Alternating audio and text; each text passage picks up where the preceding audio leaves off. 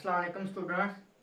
आज का हमारा जो टॉपिक है आपने देख लिया होगा, वो है Leibniz rule for differentiating under the integral sign.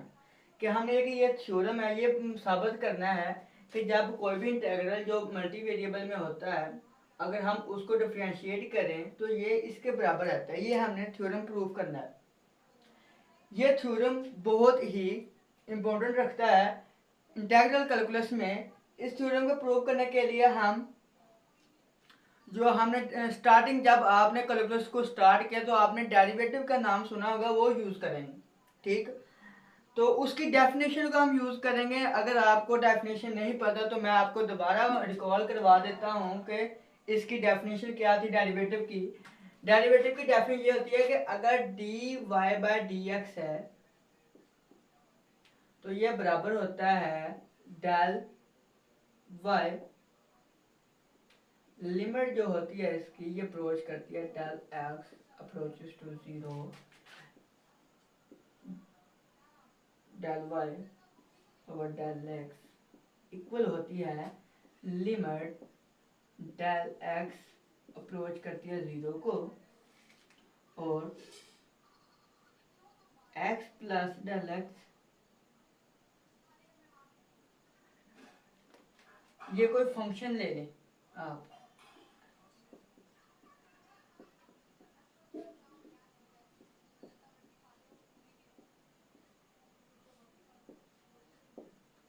ये डेफिनेशन है इसकी। डेफिनेशन इंस्टेंटेनियस चेंज को हम डेरिवेटिव कहते हैं, ये इसकी डेरिवेटिव है।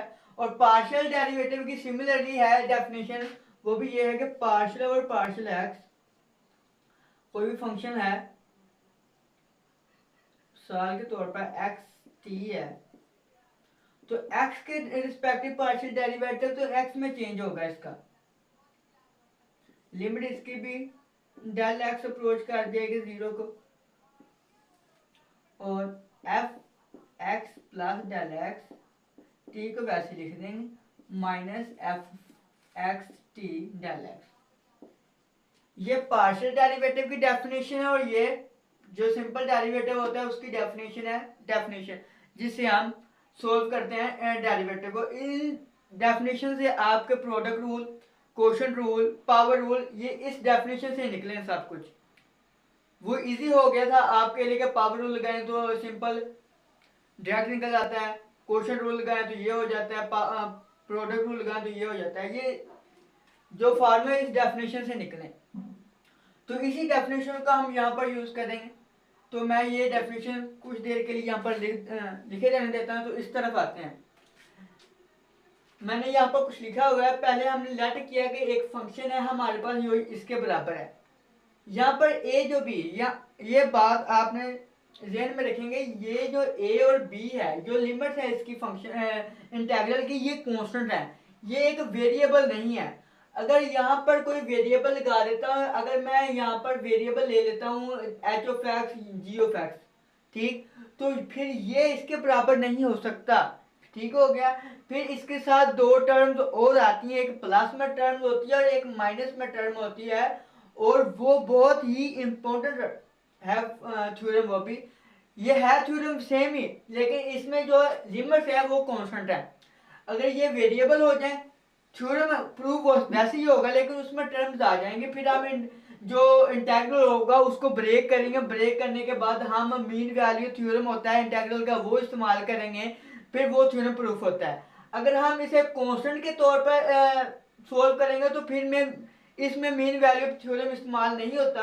आप मीन वैल्यू थ्योरम को सुनकर परेशान ना होंगे, वो क्या है वो आप रहने दें, जब आपको उसकी जरूरत होगी तो उसकी देखा जाएगा कि वो होता क्या है।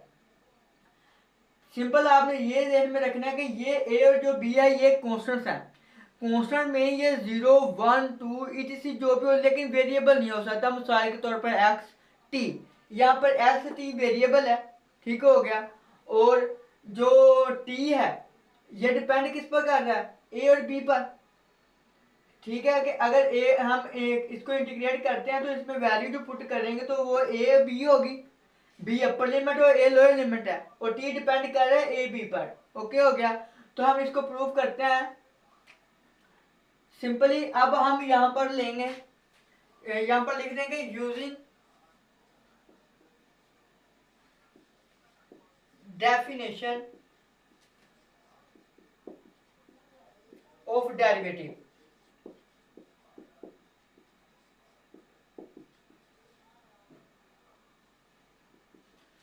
इस इक्वेशन को मैं 1 कह देता हूं क्योंकि हमें इसकी जरूरत पड़ेगी वो डेफिनेशन लगाने के लिए, क्योंकि यहाँ पर आप देख सकते हैं कि हम कुछ फंक्शन है उसमें हमने इंक्रीमेंट किया कि डेल एक्स, डेरिवेटिव की जो डेफिनेशन वो कहती है कि स्मॉल चेंज आपने किसी चीज में ऐड किया है।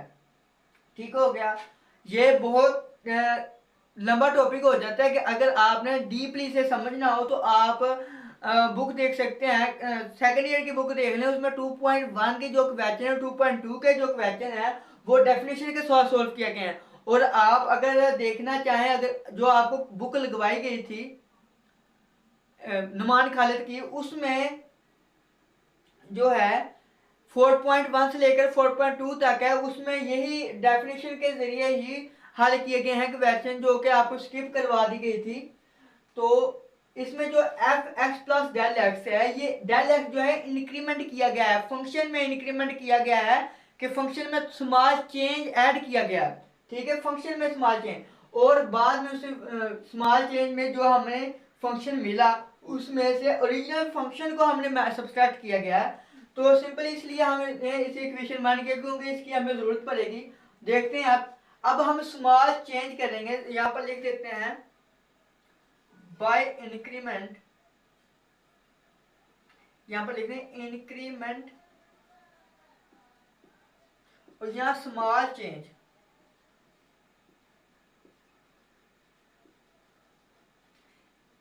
इन इक्वेशन 1 बाय डेल एक्स, कि डेल एक्स के साथ हम इंक्रीमेंट करेंगे तो ये जो होगी, यहां पर भी एक्स आ रहा है, वहां पर एक्स के साथ आपने डेल एक्स कर देना है, टी को नहीं आपने छेड़ना, क्योंकि टी में तो आप इंक्रीमेंट कर ही नहीं सकते। ठीक हो गया, क्योंकि यहां पर एक्स है, तो इस तरफ चलते हैं, एक्स प्लस डेल एक्स आ जाएगा। आप इसे देखें, सिंपल इसको देखें और इसे देखें, यहां पर एक्स है, सिंपल ए से बी कर दें,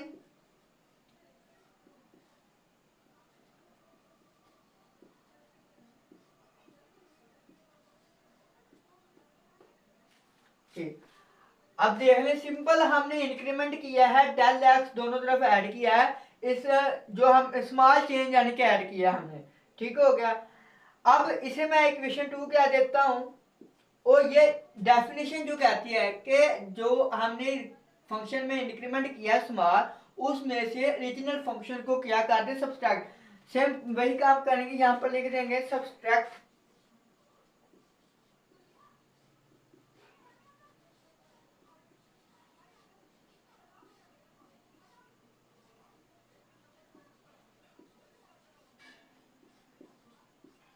इक्वेशन 2 में से इक्वेशन 1 को सब्सट्रैक्ट कर दें, तो ये आ जाएगी। ये मैं एक बार कर दूं फिर आपको दिखाता हूं कि क्या किया मैंने।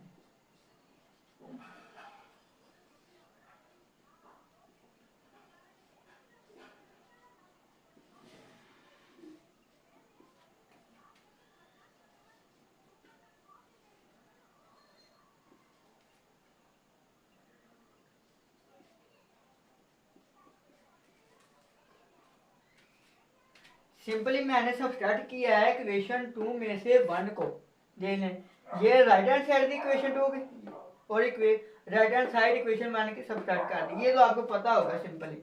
और ये भी लेफ्ट हैंड साइड थी, ये राइट हैंड साइड थी, ये देखना ओनली सब्सट्रैक्ट किया है। अब मैं ये रेज कर देता हूँ और आगे चलते हैं।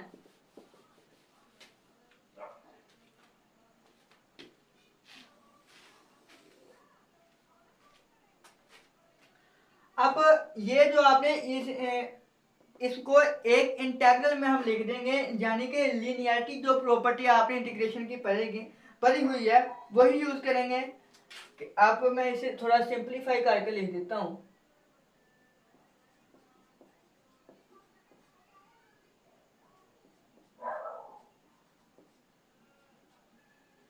इंटेग्रल एक हो जाएगा, ब्रैकेट लगा लें एक, और लिख दें यहाँ पर x plus del X T minus F X T और ब्रैकेट क्लोज करके डी टी। ठीक हो। अब डेफिनेशन के मुताबिक हम यहाँ पर डेल एक्स के साथ डिवाइड करेंगे और लिमिट अप्रोच करवा देंगे del X approaches to 0। Simple यहाँ पर मैं लिख भी देता हूँ, divide both sides by del x and apply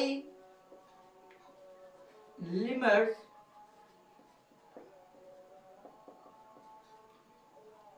del x approach करेगा 0 को। सिंपली ठीक कर दें, जो हमने यहाँ पर लिखा वो कर दें सिंपली। लिमिट अप्रोच करवा दें, किसको अप्रोच करेगी, डेल एक्स अप्रोच करेगी 0 को और डिवाइड करवाना है डेल एक्स के साथ। सिंपल।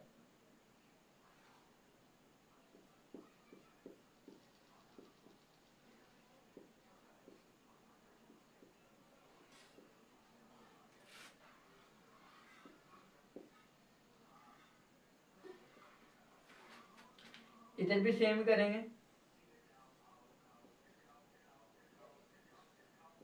लिमिट अप्रोच करवा देंगे, del X approaches to 0, del X के साथ डिवाइड करवा देंगे और फिर वही सेम फंक्शन लिख देंगे।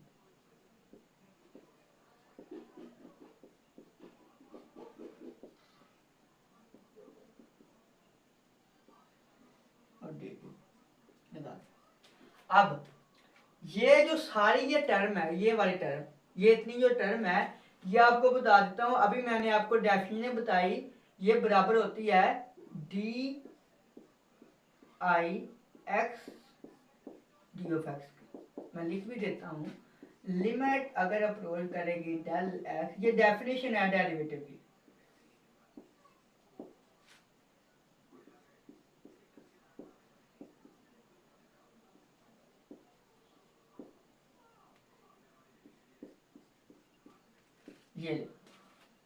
ये जो टर्म है, ये वाली टर्म, ये इसके बराबर है। और ये जो टर्म है, ये वाली टर्म जो है, ये पार्शियल डेरिवेटिव की डेफिनेशन है। ठीक, वो मैं यहाँ पर लिख देता हूँ कि पार्शियल ओवर पार्शियल एक्स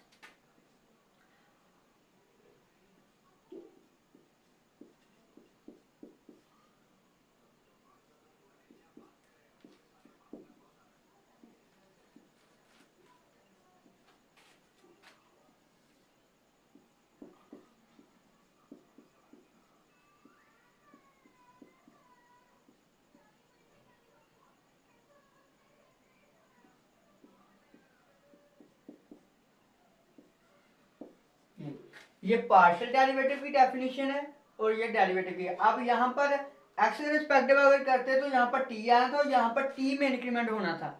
अब एक्स के रिस्पेक्टिव पार्शियल डेरिवेटिव ले रहे तो एक्स में इंक्रीमेंट किया गया। ठीक हो गया।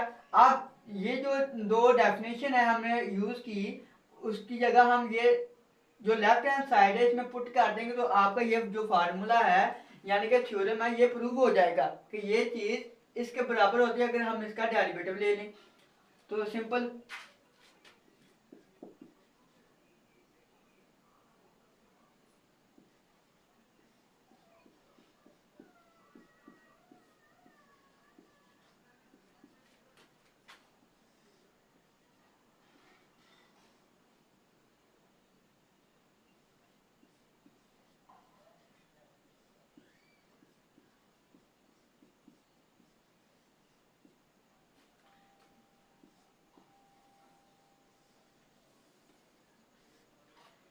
ये फार्मूला जो थ्योरम है वो हमने प्रूव कर दिया। ये सिंपल, इंतहाई सिंपल तरीका है इस फार्मूले को प्रूव करने का, इस थ्योरम को प्रूव करने का, यानी कि फार्मूले को प्रूव करने का। ये बहुत लेंथी तरीका भी है इसमें, जिसमें हम ये ए और बी है वो हम लेते हैं, वेरिएबल ले लेते हैं, फिर इसको हम यूज कर वेरिएबल के तौर पर ट्रीट करते हैं। जब हम इसे वेरिएबल देंगे फिर हम लिमिट्स भी ब्रेक करेंगे, फिर इसमें मीन फ्री पाथ भी इस्तेमाल कंसेप्ट इस्तेमाल होगा, वो भी एक फार्मूला वो भी इस्तेमाल होगा। तो फिर हम वो प्रूव करते हैं। उसमें दो टर्म्स आ जाती हैं जो कि पहले आपको मैं बता चुका हूँ कि एक प्लस में होती है और एक माइनस में होती है। उम्मीद करता हूँ कि आपको इस थ्योरम की इस फार्मूले की अच्छी तरह समझ लगी हो कि ये कैसे है। क्या अगर हम किसी भी इंटीग्रल में को डिफरेंशिएट करते तो अंदर जाकर वो पार्शियल और पार्शियल एक्स कैसे हो जाता है, यह आपका जो क्वेश्चन होगा वो भी इससे क्लियर हो जाएगा। अगर आपने को अगर समझ नहीं लगी तो फिर भी आप मुझे बता दीजिएगा, मैं इससे अच्छा तरीके से और एक्सप्लेन करूंगा कि ये कैसे आया है। होपफुली आपको इसकी अच्छी तरह समझ लगी होगी। खुदा हाफिज।